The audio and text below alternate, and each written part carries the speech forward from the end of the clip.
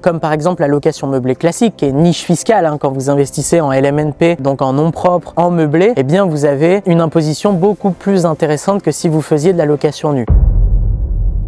Bonjour à tous et bienvenue dans cette nouvelle vidéo YouTube dans laquelle nous allons voir comment investir dans l'immobilier à haut rendement. Alors l'immobilier rentable, l'immobilier à haut rendement, c'est de l'immobilier qui génère au minimum 10% de rentabilité brute. Donc c'est le fait qu'on génère 10% de loyer brut sur le coût d'acquisition global qui englobe les frais de notaire aussi, donc le coût d'acquisition bien entendu, l'ameublement, les travaux. Voilà, on englobe vraiment tout et on va avoir 10% de loyer sur cette somme globale et donc sur une année. Donc comment on investit dans l'immobilier à haut rendement, c'est ce qu'on va voir dans cette vidéo. Avant toute chose, si ce n'est pas déjà fait, abonnez-vous à la chaîne YouTube pour ne rater aucune de mes futures vidéos sur l'immobilier à haut rendement. On ne parle que de ça ici. Alors quelles sont les possibilités qui s'offrent à vous quand vous voulez investir dans l'immobilier à haut rendement? Quelque chose de déjà connu, puisqu'on en fait depuis assez longtemps, même sans vraiment le vouloir. Quand on va revendre sa résidence principale, c'est l'achat-revente. Alors le but, c'est d'acheter un bien qui ressemble à rien, en gros, c'est de le retaper complètement, c'est de l'acheter en dessous du prix du marché, c'est de le diviser, c'est de créer de la valeur et c'est de le revendre plus cher. Et donc d'encaisser en one shot une plus-value importante. Et on va pouvoir refaire cette opération de temps en temps. On peut revendre ce bien-là en tant que résidence principale, donc on a une exonération de l'impôt sur la plus-value, ce qui est quand même super intéressant. Mais attention justement, parce que vous pourriez être requalifié de marchand de biens si vous multipliez les opérations. Si vous en faites une tous les 2 ans, c'est possible d'être requalifié. Est-ce qu'il vaut mieux en faire une tous les 3 ans, tous les 4 ans? Oui, ça c'est une certitude, surtout qu'il n'y a pas de règles précises. À partir du moment où vous faites ça de manière régulière, vous serez requalifié de marchand de biens puisque c'est une activité qui vous génère un certain nombre de revenus qui vont être dans la majorité des cas importants si vous maîtrisez bien le process. Donc l'achat-revente c'est cool, maintenant c'est du cash en one shot, en une fois, donc il n'y a pas de récurrence de revenus, il n'y a pas justement de prédictibilité et ça nécessite aussi de maîtriser les travaux. Donc voilà, l'achat-revente pourquoi pas, mais peut-être en 3, 4, 5e opération quand on a besoin d'aller au niveau supérieur, qu'on a besoin de cash, faire une opération d'achat-revente pour récupérer du cash et ensuite enchaîner. On peut commencer avec d'autres types d'investissements, d'exploitation dans le haut rendement, comme par exemple la location meublée classique qui est niche fiscale, quand vous investissez en LMNP, donc en nom propre, en meublé,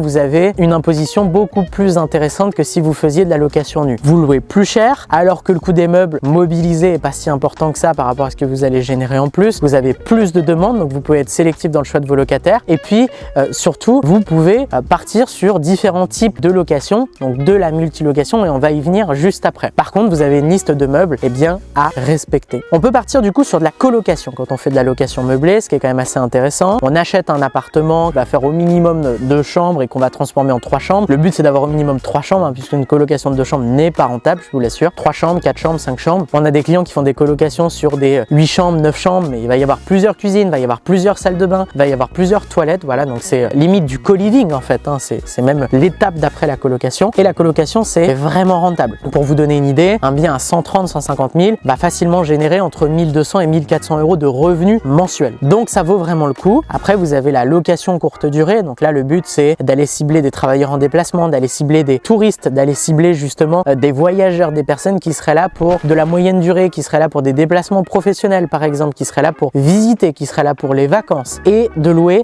à la nuitée. Et donc là le minimum de rentabilité ciblée ça va être un 15% de rentabilité brute, en dessous c'est pas vraiment intéressant. Alors pour la location courte durée, attention aux restrictions qui sont mises en place par certaines grandes villes et qui vous limitent dans le nombre de nuits que vous pouvez louer sur une année, ça c'est la première des choses à regarder. Donc appelez par exemple la mairie quand vous voulez mettre en place une location courte durée dans une ville et assurez-vous que ce qu'elle vous dit c'est vrai parce que certaines fois ils sont pas très briefés ou pas très au clair. Donc voilà, le but c'est pas de baser un investissement sur une parole qui pourrait être potentiellement fausse. Voilà, il y a des démarches administratives à réaliser pour se déclarer en location courte durée aussi, donc je vous invite à vous renseigner là-dessus. Mais la location courte durée, très puissant. Le dernier type d'investissement que je vais recommander pour accéder au rendement, c'est l'immeuble de rapport. On achète en gros, donc on a un prix au mètre carré qui est inférieur. Par contre, la valeur locative est tout aussi importante que si on achetait le bien en unité, donc par lot. Donc c'est vraiment intéressant. On peut en plus créer beaucoup de valeur en refaisant des travaux, en divisant, en optimisant les espaces parce qu'on va avoir des grands espaces. Donc c'est intéressant, il y a moins de concurrence parce que ça fait peur. Il faut maîtriser l'analyse de la charpente, de la toiture, de l'électricité, de la plomberie par exemple, de la façade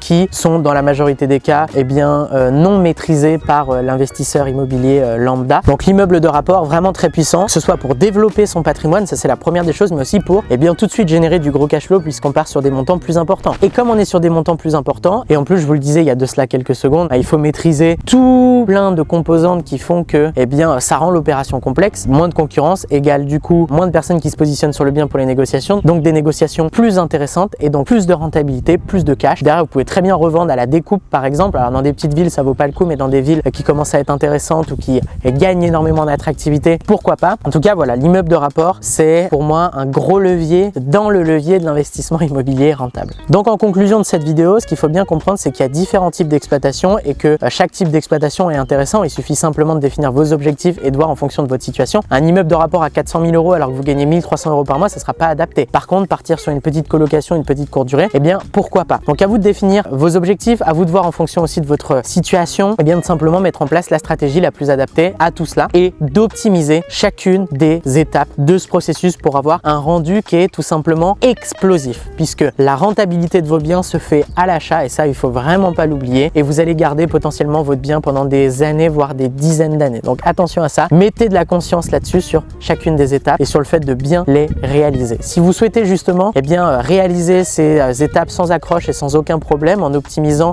chacune des composantes de l'immobilier rentable, je vous invite à une formation qui est totalement offerte et disponible dans la description, dans laquelle je vais vous partager les 9 étapes qui vont vous permettre de vous créer une retraite anticipée avec l'immobilier. Et puis si vous êtes déjà au clair sur notre process de transformation, sur notre méthodologie appliquée au rendement et que vous souhaitez que l'on voit comment est-ce que l'on peut travailler ensemble, quels sont les objectifs que l'on peut atteindre ensemble, et que vous avez une situation stable et de l'épargne et que vous souhaitez passer à l'action dès maintenant, vous avez la possibilité, et c'est là aussi disponible dans la description, de réserver un appel avec un de nos conseillers en investissement. Voilà, je vous dis à très vite pour une prochaine vidéo. C'était Baptiste. Ciao, ciao.